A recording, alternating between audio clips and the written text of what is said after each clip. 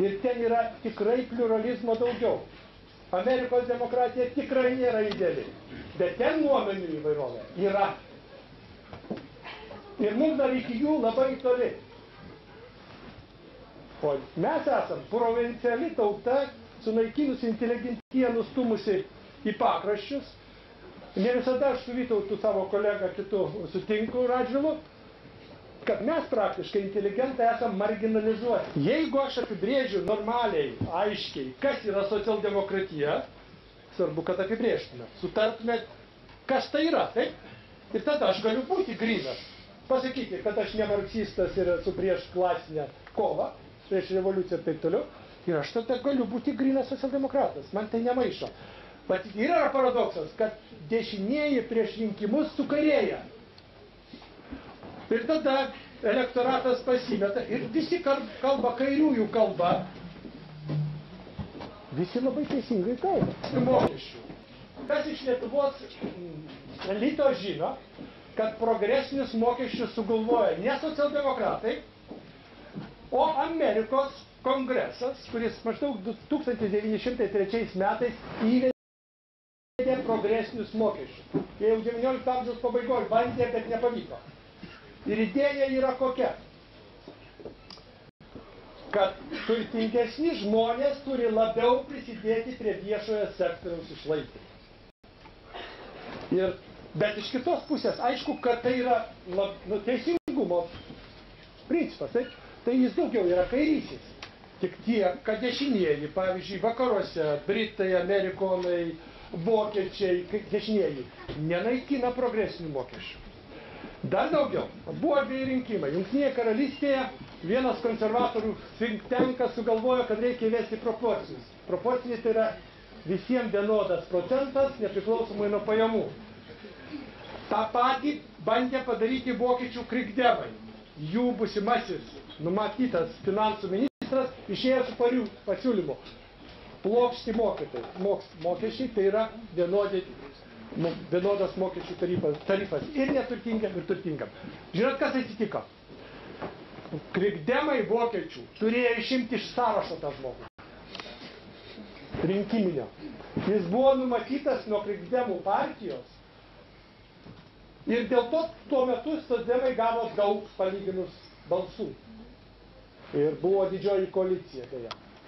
O jeigu nebūtų su tokia idėja plokščių mokesčių išėję, dešinieji plokščiai. Jeigu plokšti mokesčiai siūlomi, vadinasi, jis nėra visiškai kairysis. Aš tą turiu dėję pasakyti. Užduodu klausimą. Tai ar kas nors blogo būtų, jeigu, pavyzdžiui, mano pajamų žmogui, esu vidutinis lietuvis, galėtų truputį padidinti, o tie, kurie uždirba dar daugiau, galėtų mokėti, kaip Airijoje, pavyzdžiui, aš čia improvizuoju, tarkim 42%. Ar žinot, kad Danijoje ribinis aukščiausias gyventojų pajamų mokesčio tarifas yra 63%.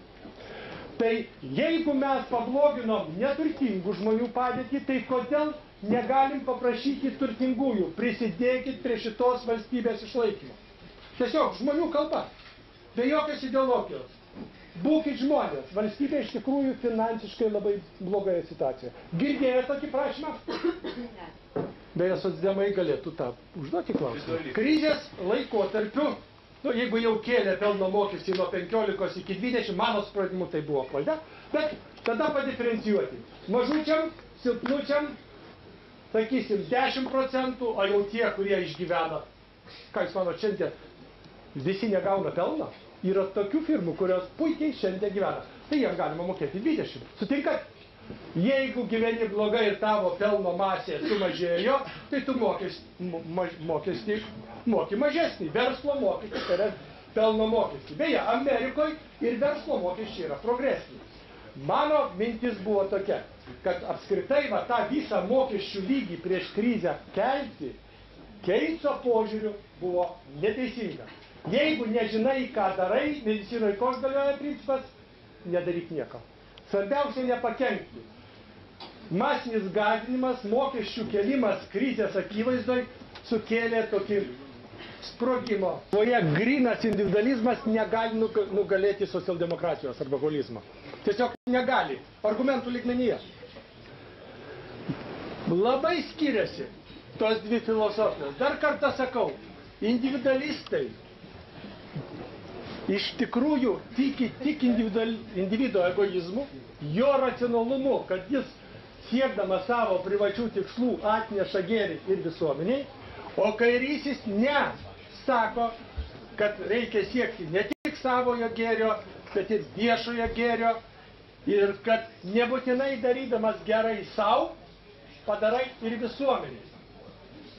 Pavyzdžiui, tame yra tiesos. Pavyzdžiui, jeigu verslininkas sėkmingai plėtoja savo verslą, tai įdarbina darbuotojų, tai jis prisideda prie viešojo gėrio.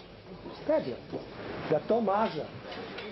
To maža. O kas kurs tą tikrąjį viešąjį gėrį? Pavyzdžiui, politikai, teisininkai, žurnalistai, kurie formuoja informacinę erdvę. Jeigu jie suformuoja tokią konkurencingą, mažiau skandalų, mažiau antikultūros turinčią erdvę, tai jie prisideda prie viešojo gėrio. Jie tiesiogiai dalyvauja viešojo gėrio kūrime. O verslininkas tik netiesiogiai. Jis daro gerą savo, aišku, prisideda netiesiogiai ir prie viešojo gėrio kūrimo. Mitas yra, kad kairieji ir dešinieji nesiskiria. Jis yra naudingas tik tai vienai pusei. Liberalam, individualistam. Manot, pažiūrėkit, kas įvyksta su dešiniaja ideologija, su individualistais.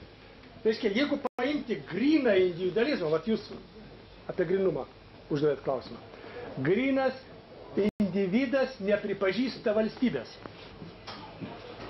Girdėjot, kur nors dešiniai taip jau kategoriškai sako, ne valstybė yra blogis. Pagal jų filosofiją tai yra blogis.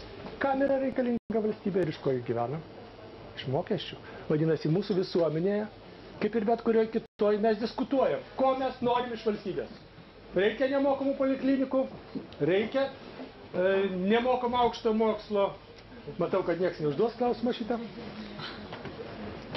Tai mokam atitinkamus mokesčius. Jeigu nereikia, jeigu privatizuojam poliklinikas, ligoninės, mokyklas, energetiką ir taip toliau, tai tada mokesčiai gali būti maži. Bet tą mes turim aptarti, jeigu esam demokratinė šalis. O nieks nesitarė, pasakė, va taip bus gerai laisvosios rinkos institutas ir bus elitas, bijodamas dažnai, kad apkaltins, kad jie komunistai buvę, kad kolchozus kurs ir taip toliau, bijo pasakyti, nes dažnai nežino.